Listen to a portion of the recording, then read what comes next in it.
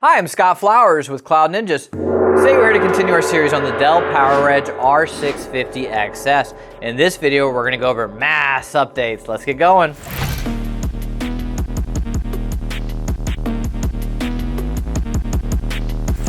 Hey, thanks for stopping by today to learn a little bit more about the Dell PowerEdge R650xs. Do us a favor, if you find anything that helps you in this video, click that like, smash that subscribe. All right, so this video is going to be dedicated to mass updates. If you know me, this is one of my favorite videos in the series. I think it's incredibly important for you to keep your server up to date. There's always new issues, new patches, stuff that comes out. Keep your server up to date. So here's what we're going to do in this video. We're going to show you essentially how to access Dell's network share, then go into the network share and select each individual update that you want to update. And then we're going to show you step-by-step instructions on how to update it. It's super easy. It's the best way to update your server. We showed you how to do a BIOS update with the USB, which is actually a lot tougher when you don't have an OS.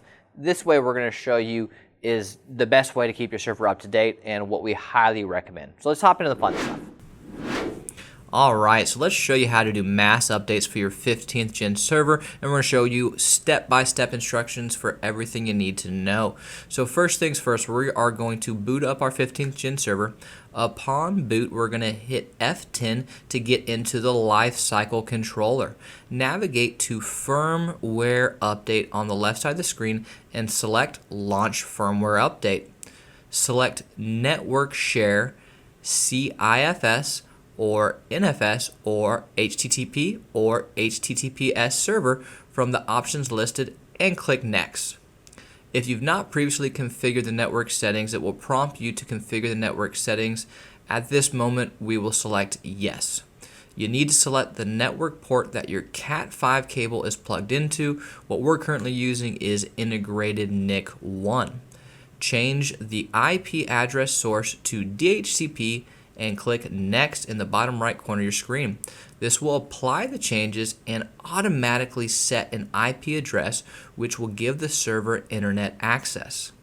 Select HTTPS, and in the share name address option you're going to want to type out downloads.dell.com and then you're going to hit Next. This will begin looking for all the available updates for your 15th gen server. Select Yes to continue if prompted with a dialog box. This will take a few minutes to search for all the updates, so we'll fast forward. The final step, you're going to select the updates that you want to run. And you don't have to pick everything, even though we do recommend selecting everything. And then once you've picked what you want, just press Apply in the bottom right corner of your screen. Do note that the updates will take anywhere from a few minutes to hours and hours depending on how many updates are available and how many you've chosen and how old your server is as a whole. So just know that it can be hours. Luckily, the 15th gen is pretty new overall, so I wouldn't expect a ton of time. When we're updating some of the older 12th gen, 13th gen servers, we literally leave them running overnight because it takes so long and we don't want to clog up our lab. So do note that there will be some downtime, so if this is a server in a live environment, do know it's probably better to run the updates overnight.